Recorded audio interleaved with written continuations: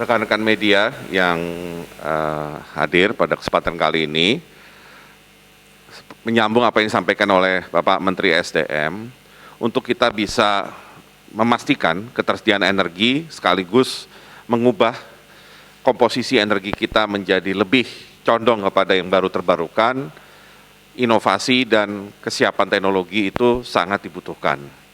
Karenanya, Kementerian Riset Teknologi, Badan Riset dan Inovasi Nasional sudah mencanangkan beberapa kegiatan terkait energi baru dan terbarukan di dalam prioritas riset nasional 2020-2024. Tentunya target akhirnya adalah pada 2024 kita bisa mendapatkan peningkatan dari energi baru terbarukan di dalam energi mix nasional.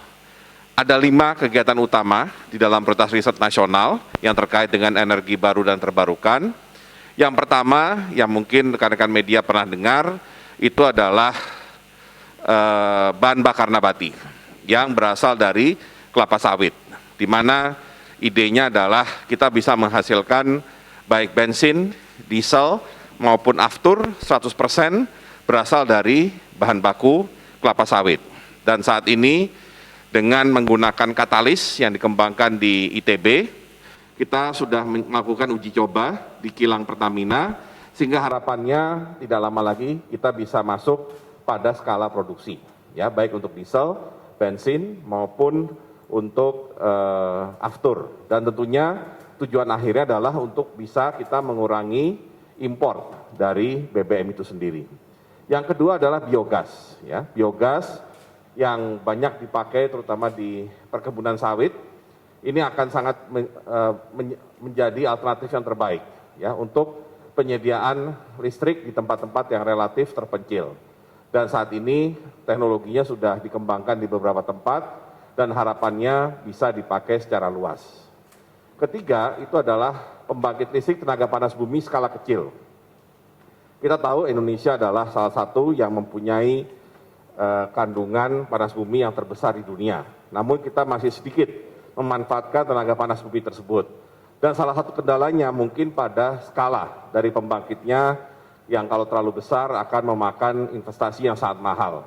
Karena itu kami mengembangkan PLTP skala kecil yang mudah-mudahan bisa dikembangkan di berbagai daerah yang punya kandungan panas bumi, sehingga listrik yang dihasilkan akan bermanfaat bagi daerah sekitarnya. Keempat itu adalah baterai listrik, ya.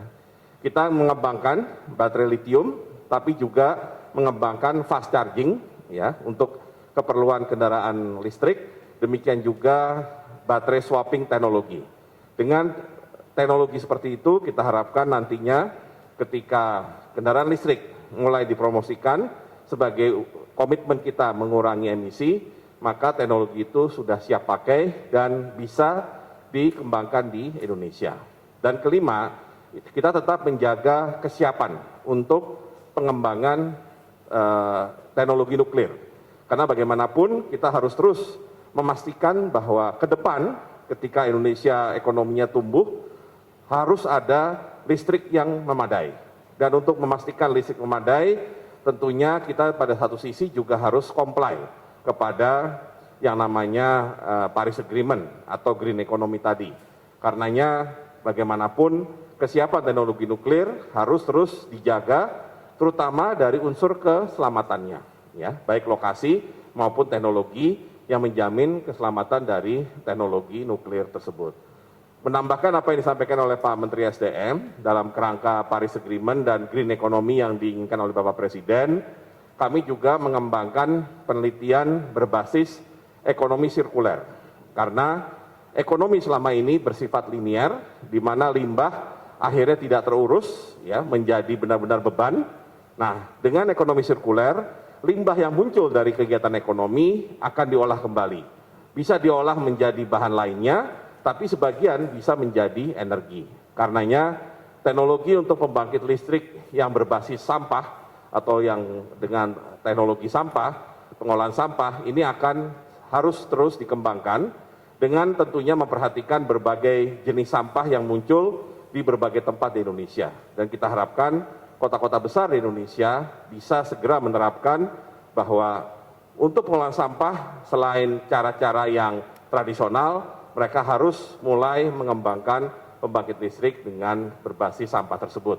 Sehingga dengan satu aktivitas seperti ini, kita bisa mencapai dua tujuan, yaitu tujuan untuk kebersihan lingkungannya dan tujuan juga untuk penyediaan energi yang bersifat terbarukan. Demikian yang bisa kami sampaikan.